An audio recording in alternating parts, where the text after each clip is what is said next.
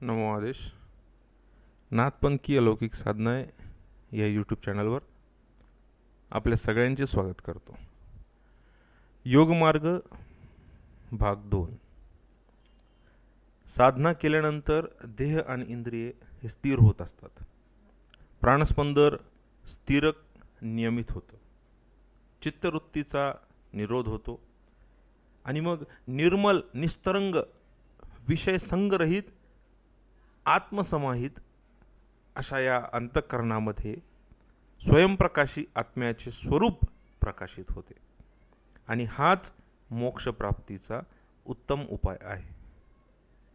ज्ञानी लोक नेहमी सांगतात, विषयाचे अनित्ववादी दोष पाहिल्यानंतर मनात असा विचार निर्माण होतो की या दृश्य जगताशी आत्म्याचा काडीसुद्धा संबंध नाही. तसा दृढ निश्चयसुद्धा आपला होतो.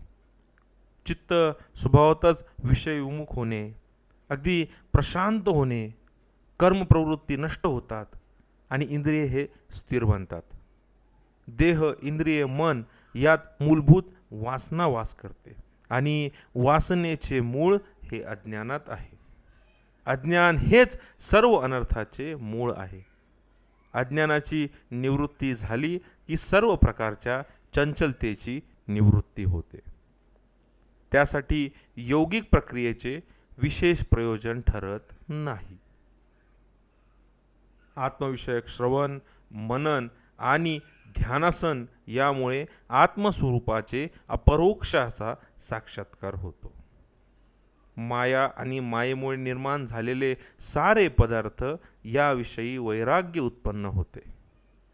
आत्मस्वरूप प्राप्त झाल्यामुळे मायेपासून तो प्राणी मुक्त होतो. दोन्ही मार्गाचे हेच मत आहे.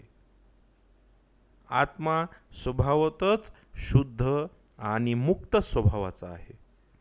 प्रकृतीचे अथवा मायेचे गुण दोष आत्म्यावर आरोपिले जातात आणि आत्म्याला बद्ध करण्याचा प्रयत्न केला जातो.